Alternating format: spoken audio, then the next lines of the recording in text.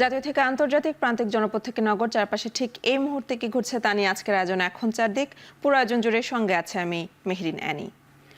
ধর্মীয় উগ্রবাদ ও চরমপন্থা নিয়ন্ত্রণে ব্যর্থ হলে দেশ ইমেজ সংকটে পড়বে বলে শঙ্কা করছেন বিএনপির ভারপ্রাপ্ত চেয়ারম্যান তারেক রহমান।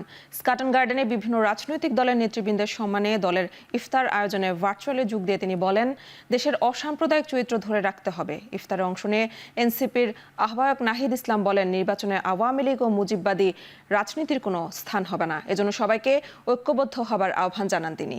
ইফতারে অংশ নিয়েছেন জামায়াতে ইসলামী, নাগরিক ঐক্য, গণসংহতি, গণ অধিকার পরিষদ সহ বিভিন্ন দলের নেতারা। বাংলাদেশের ভবিষ্যৎ বিনির্মাণে একটি সুন্দর সমৃদ্ধ বাংলাদেশ গড়ার জন্য এখনো জাতীয় ঐক্যই হবে সবচেয়ে শক্তিশালী হাতিয়ার। এই ঐক্য রেখেই আমরা যার যার জায়গা থেকে যেটি প্রয়োজন প্রায়োরিটি সেটি আমরা অবশ্যই এখানে ইমপ্লিমেন্ট করার চেষ্টা করব। তো আমরা সামনের বাংলাদেশ স্বাধীন, সার্বভৌম এবং একটা গণতান্ত্রিক বাংলাদেশ হবে, বৈষম্যহীন বাংলাদেশ হবে, সেটাই আমাদের প্রত্যাশা। তো সেই জায়গায় অবশ্যই যে কোনো পরিস্থিতিতে জাতীয় নাগরিক পার্টি বাংলাদেশের জাতীয় ঐক্যের জায়গা ধরে রেখেই কাজ করবে।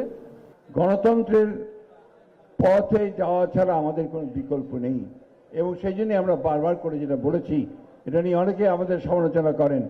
আমরা দ্রুত নির্বাচনের কথা বলেছি, দ্রুত নির্বাচনের কথা আমরা খুব পরিষ্কার করে বলছি এই জন্য, কিন্তু ন্যূনতম সংস্কারগুলোকে করে যেন আমরা একটা জনগণের প্রতিনিধিত্বমূলক পার্লামেন্ট আমরা তৈরি করতে পারি, জনগণের প্রতিনিধিত্বমূলক একটা সরকার গঠন করতে পারি। শুধুমাত্র একটি জাতীয় নির্বাচন অনুষ্ঠানের জন্যই মাফিয়া সরকারের পতন ঘটেনি, এ কথা যেমন সত্য, তার চেয়েও আরো চরম সত্য হয়তো নির্বাচন একটি সুষ্ঠু নিরপেক্ষ নির্বাচন না করার জন্যই কিন্তু মাফিয়া সরকারের নির্মম পতন হয়েছিল। সুতরাং একটি নির্বাচনকে শুধুমাত্র কোনো একটি রাজনৈতিক দলের ক্ষমতায় যাওয়া না যাওয়ার বিষয় হিসেবেই বিবেচনা করার অবকাশ নেই। ধাপে ধাপে স্থানীয় সরকার নির্বাচন আয়োজনের মাধ্যমে প্রশাসনের স্বচ্ছতা যাচাই একটা পরীক্ষা হয়ে যাবে বলে জানিয়েছেন জাতীয় নাগরিক পার্টির দক্ষিণাঞ্চলের মুখ্য সংগঠক হাসনাত আব্দুল্লাহ। বিকেলে কুমিল্লায় এনসিপির গণ ইফতারে এ কথা বলেন তিনি। এই প্রশাসনকে যতক্ষণ না পর্যন্ত আমরা নিশ্চিত হই তারা একটা ফ্রি অ্যান্ড ফেয়ার ইলেকশন করতে পারে, আমরা ততক্ষণ পর্যন্ত আমরা আশ্বস্ত হচ্ছি না। সেজন্য আমরা চাই এই যে স্থানীয় সরকার যে নির্বাচনগুলো রয়েছে, এই নির্বাচনগুলোর মধ্য দিয়ে এই প্রশাসনের স্বচ্ছতা যাচাইয়ের একটি পরীক্ষা হয়ে যাক। এই কারণে অন্তর্বর্তীকালীন সরকারকে আহ্বান জানাবো, আপনারা স্থানীয় সরকার নির্বাচনের আয়োজন করুন। প্রয়োজনে ধাপে ধাপে যতগুলো উপজেলা রয়েছে 5টি বা 6টি ধাপে আপনারা স্থানীয় শাসন সরকারের নির্বাচন দিয়ে আপনারা এই প্রশাসনের স্বচ্ছতা আপনারা নিশ্চিত করুন। বিচার বিভাগ সংস্কার করলে সমাজের অর্ধেক অসঙ্গতি দূর হবে বলে মন্তব্য করেছেন জামায়াতে ইসলামীর আমির doctor Shafiqur Rahman. Supreme court bar মিলনায়তনে বাংলাদেশ লয়ার্স কাউন্সিলের আলোচনা সভা ও ইফতার মাহফিলে কথা বলেন জামায়াতের আমির। আমাদের দেশে দুঃখের বিষয় যে দুইটি উপাদানই এখন চরমভাবে ক্ষতিগ্রস্ত। ন্যায় বিচার নির্বাসনে শিক্ষা ভাঙ্গাচোরা, না আছে এর কোনো নৈতিক ভিত্তি, না আছে তার কোনো বৈশ্বিক মান। সমাজে অনেক জায়গায় অসঙ্গতি আছে। এই অঙ্গনটা যদি রিস্ট্রাকচার করা যায়, রিফর্ম করা যায়, এইটাকে যদি ক্লিন করা যায়, সমাজের অর্ধেক যন্ত্রণা অটোমেটিক্যালি দূর হয়ে যাবে। প্রধান উপদেষ্টা ডক্টর ইউনূসের সাথে যমুনায় সাক্ষাৎ করেছেন সেনাবাহিনী প্রধান জেনারেল ওয়াকারুজ্জামান। সাক্ষাৎকালে সেনাপ্রধান সার্বিক নিরাপত্তা পরিস্থিতি এবং সেনাবাহিনীর কার্যক্রম সম্পর্কে প্রধান উপদেষ্টাকে অবহিত করেন। দেশের সার্বভৌমত্ব ও নিরাপত্তা নিশ্চিত করতে সেনাবাহিনীকে তাদের পেশাদারিত্ব ও নিষ্ঠার সঙ্গে দায়িত্ব পালন অব্যাহত রাখার নির্দেশ দেন প্রধান উপদেষ্টা। আলোচনাকালে সেনাপ্রধান তার সাম্প্রতিক সেন্ট্রাল আফ্রিকান রিপাবলিক সফরের বিষয়ে প্রধান উপদেষ্টাকে অবহিত করেন। এ সময় প্রধান উপদেষ্টা সেনাবাহিনীর অবদানের প্রশংসা করে ভবিষ্যৎ কার্যক্রমে সেনাবাহিনীকে প্রয়োজনীয় নির্দেশনা দেন। শান্তিপূর্ণ নির্বাচন অনুষ্ঠানের জন্য পুলিশের প্রস্তুতি ও করণীয় সম্পর্কে এখন থেকে উদ্যোগ নেওয়ার নির্দেশ দিয়েছেন প্রধান উপদেষ্টা ডক্টর মোহাম্মদ ইউনূস। তিনি বলেন, জেলা পুলিশকে শ্রেণীভুক্ত করে কর্মদক্ষতা বাড়ানোর ব্যবস্থা করতে হবে। গেল 17 মার্চ মাঠ পর্যায়ের পুলিশ কর্মকর্তাদের সঙ্গে সভায় অংশ নেন প্রধান উপদেষ্টা। সেদিন অনুষ্ঠানে কর্মকর্তারা তাদের সুবিধা ও অসুবিধার বিষয়ে প্রধান উপদেষ্টাকে অবহিত করেন। এসব সমস্যা সমাধানের করণীয় নির্ধারণ করতে প্রধান উপদেষ্টার সঙ্গে বৈঠক করেন স্বরাষ্ট্র উপদেষ্টা সহ সংশ্লিষ্টরা। এ সময় পুলিশের জন্য নতুন 364টি পিকআপ এবং 140টি প্রিজনার ভ্যান কেনার সিদ্ধান্ত হয়। এছাড়া ভাড়া করা ভবনে থাকা 65টি থানার জন্য জমি অধিগ্রহণের জন্য অর্থ ছাড়ের নির্দেশনা দেওয়া হয়েছে। পাশাপাশি ঝুঁকি ভাতার প্রচলিত সিলিং তুলে দেওয়ার বিষয়টি বিবেচনা করতে বলেন সরকার প্রধান। এদিকে রাজধানীর বনশ্রী এলাকায় 7 বছরের শিশুকে ধর্ষণের দায়ে গৃহশিক্ষক জাহিদুল ইসলামের মৃত্যুদণ্ডের রায় দিয়েছেন আদালত। দুপুরে এ রায় ঘোষণা করেন ঢাকার নারী ও শিশু নির্যাতন দমন ট্রাইব্যুনাল 3-এর বিচারক মোসাম্মদ রোকসানা বেগম হ্যাপি। মামলার এজাহার থেকে জানা যায়, 2021 সালে বাসাবাড়ির নিরাপত্তা কর্মীর বাসার গৃহশিক্ষক জাহিদুল ইসলাম আরবি পড়াতে গিয়ে বাথরুমের দরজা আটকে ধর্ষণ করেন 7 বছরের শিশুকন্যাকে। পরে এ ঘটনায় খিলগাঁও থানায় একটি মামলা দায়ের করা হয়। রায় শেষে রাষ্ট্রপক্ষের আইনজীবী বলেন, ভুক্তভোগীর পরিবার ন্যায় বিচার পেয়েছেন। তবে মৃত্যুদণ্ডের রায়ে ক্ষোভ জানিয়ে আসামি পক্ষের আইনজীবী বলেন, রায়ের বিরুদ্ধে উচ্চ আদালতে যাবেন তারা।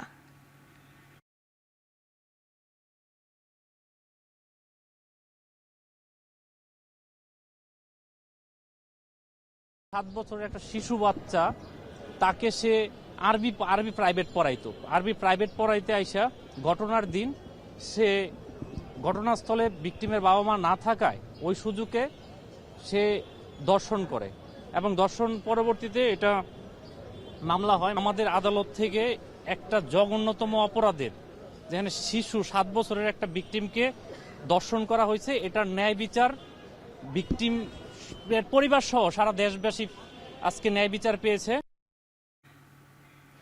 রাজধানীর পল্লবীতে নারী সাংবাদিককে ধর্ষণের ঘটনায় গ্রেফতারকৃত আসামি এনামুল হক স্বীকারোক্তিমূলক জবানবন্দি দিয়েছেন আদালতে। গতকাল রাতে গ্রেফতার হওয়া 2 আসামি এনামুল হক ও হামিদুর রহমানকে বুধবার বিকেলে তোলা হয় চিফ মেট্রোপলিটন ম্যাজিস্ট্রেট আদালতে। আসামি হামিদুর রহমানকে 7 দিনের রিমান্ডে নেওয়ার আবেদন করেন মামলার তদন্তকারী কর্মকর্তা। তবে মামলার নথি আদালতে না আসায় শুনানি হয়নি। মামলার এজাহার থেকে জানা যায়, সংঘবদ্ধ একটি অপরাধী চক্র নিয়ে সংবাদ সংগ্রহের সময় সোমবার রাতে 11টার দিকে পল্লবী মাটিকাটা এলাকার সিঙ্গার শোরুমের গলিতে যাওয়া মাত্র ভুক্তভোগী নারী সাংবাদিককে চারদিক থেকে ঘিরে ফেলে দুর্বৃত্তরা। এক পর্যায়ে পল্লবী থানার বালুরঘাট এলাকায় একটি নির্মাণাধীন ভবনে তাকে ধর্ষণ করা হয়। বর্তমানে ঢাকা মেডিকেলে চিকিৎসাধীন আছেন ভুক্তভোগী।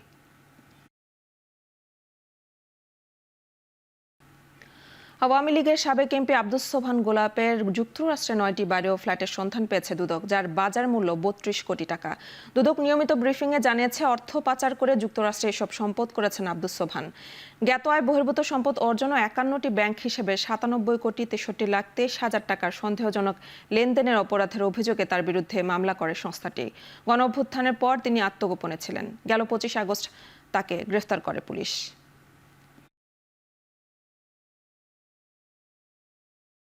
মোহাম্মদ আব্দুস সোবহান মিয়া ওরফে গোলাপ, সাবেক সংসদ সদস্য, মাদারীপুর 3, সংসদ সদস্য হিসাবে দায়িত্ব পালনকালে ক্ষমতার অপব্যবহার, বিভিন্ন অনিয়ম ও দুর্নীতির মাধ্যমে যুক্তরাষ্ট্রের নিউ ইয়র্কের কুইন্সে 9টি ফ্ল্যাট ও বাড়ি সহ 68 কোটি 32 লক্ষ 75 হাজারও বেশি টাকা মূল্যের জ্ঞাত আয়ের উৎসের সাথে অসঙ্গতিপূর্ণ সম্পদ অর্জন এবং 51টি ব্যাংক হিসাবে 97 কোটি 63 লক্ষ টাকারও বেশি অস্বাভাবিক এবং সন্দেহজনক লেনদেন করার অপরাধ অনুসন্ধানকালে প্রমাণিত হয়েছে। আগামী বাজেটে অপ্রয়োজনীয় প্রকল্প স্থান পাবে না বলে জানিয়েছেন অর্থ উপদেষ্টা ডক্টর সালেউদ্দিন আহমেদ। দুপুরে গণমাধ্যমের সম্পাদক ও সিনিয়র সাংবাদিকদের সঙ্গে প্রাক বাজেট আলোচনায় আগামী অর্থ বছরে সামাজিক নিরাপত্তা খাতের সুবিধাভোগীদের ভাতা বাড়ানোর ইঙ্গিত দেন।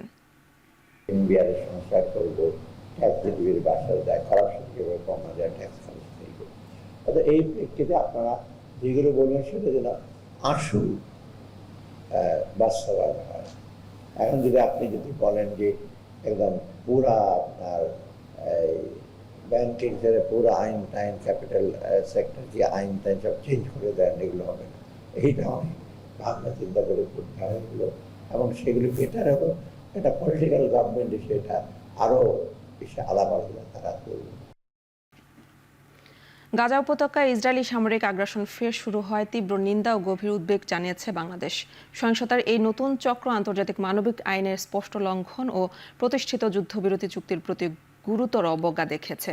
পররাষ্ট্র মন্ত্রণালয়ের বিবৃতিতে জানানো হয়, বাংলাদেশ দ্ব্যর্থহীনভাবে ঘনবসতিপূর্ণ বেসামরিক এলাকায় ইসরায়েলি দখলদার বাহিনী নির্বিচার বিমান হামলার নিন্দা জানায়।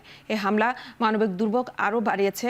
বাংলাদেশ সরকার ইসরায়েলকে অবিলম্বে সব সামরিক অভিযান বন্ধ, সর্বাধিক সংযম প্রদর্শন এবং আন্তর্জাতিক মানবিক আইনের প্রতি সম্মান দেখানোর আহ্বান জানিয়েছেন।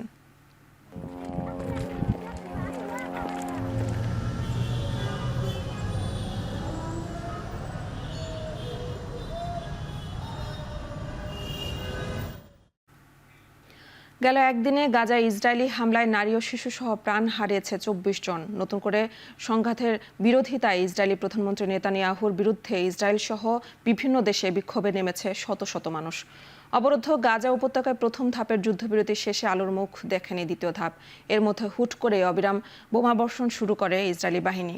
একদিনে 400-র বেশি মানুষের মৃত্যুতে হতবাক বিশ্ববাসী। নানা মহলে তীব্র সমালোচনার ঝড় উঠলেও ফিলিস্তিনিদের এ দুর্দশার জন্য হামাসের উপর দায় চাপিয়েছে ইসরায়েলের ঘনিষ্ঠতম মিত্র যুক্তরাষ্ট্র। এদিকে হামাস বলছে, গাজায় হামলা চালিয়ে যুদ্ধবিরতি বা জিম্মিদের মুক্তি বিষয়ে আলোচনার সব দরজা বন্ধ করে দিয়েছে ইসরায়েল।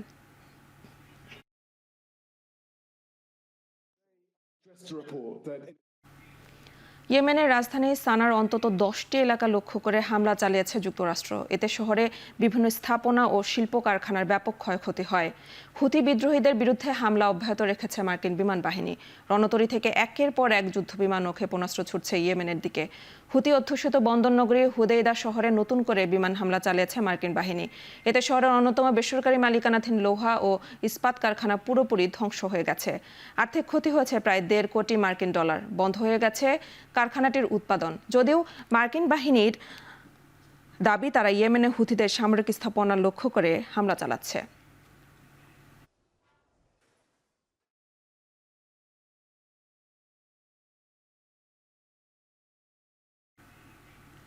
মার্কিন প্রেসিডেন্ট ডোনাল্ড ট্রাম্পের সঙ্গে ফোনালাপকালে দেয়া প্রতিশ্রুতি ভঙ্গ করে রুশ প্রেসিডেন্ট পুতিন জ্বালানি স্থাপনাগুলোতে হামলা চালাচ্ছেন বলে অভিযোগ ইউক্রেনের প্রেসিডেন্ট জেলেনস্কির।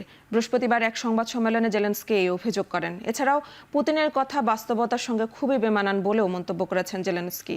তিনি আরও বলেন, মঙ্গলবার প্রেসিডেন্ট ট্রাম্পের সঙ্গে আলাপের পর পুতিন বলেছিলেন তিনি ইউক্রেনেরই জ্বালানি অবকাঠামোয় হামলা বন্ধের নির্দেশ দিচ্ছেন, কিন্তু তারপরও গত রাতে ইউক্রেনেরই পাশাপাশি জ্বালানি অবকাঠামো সহ অন্যান্য লক্ষ্যবস্তুতে 150টি ড্রোন হামলা চালিয়েছে। এদিকে রাশিয়ার প্রতিরক্ষা মন্ত্রণালয় ও ইউক্রেনের বিরুদ্ধে তেল মজুদের ডিপোর উপর হামলা চালানোর পাল্টা অভিযোগ করেছে এবং একে ইচ্ছাকৃত উস্কানি আখ্যা দিয়েছে। এমন পরিস্থিতির মধ্যে আজ ট্রাম্প জেলেনস্কি ফোনে কথা বলতে যাচ্ছেন বলে নিশ্চিত করল হোয়াইট হাউস।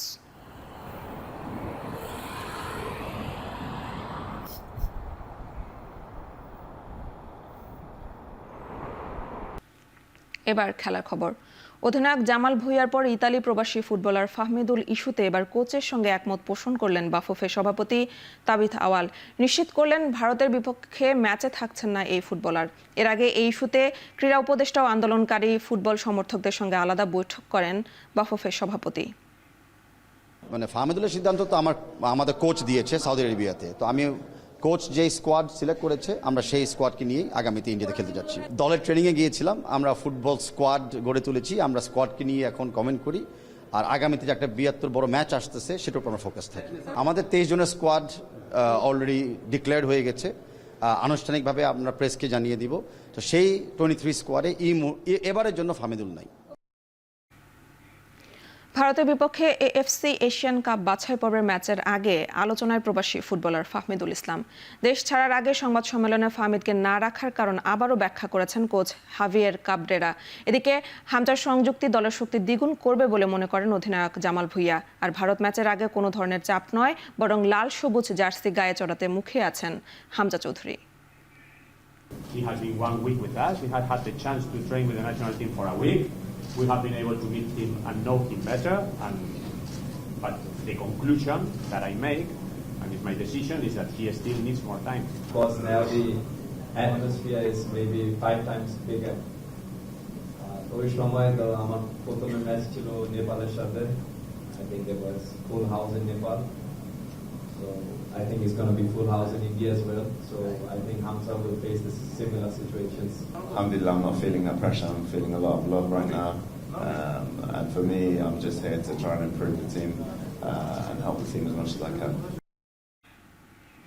শেষ করছে এখন চারদিক। এখন টেলিভিশন ওয়েবসাইটে দেখতে ভিজিট করুন www.ekhon.tv। এছাড়া ফেসবুকে দেখতে ভিজিট করুন facebook.com/tv.ekhon এবং ইউটিউবে দেখতে ভিজিট করুন youtube.com/c/ekhon tv।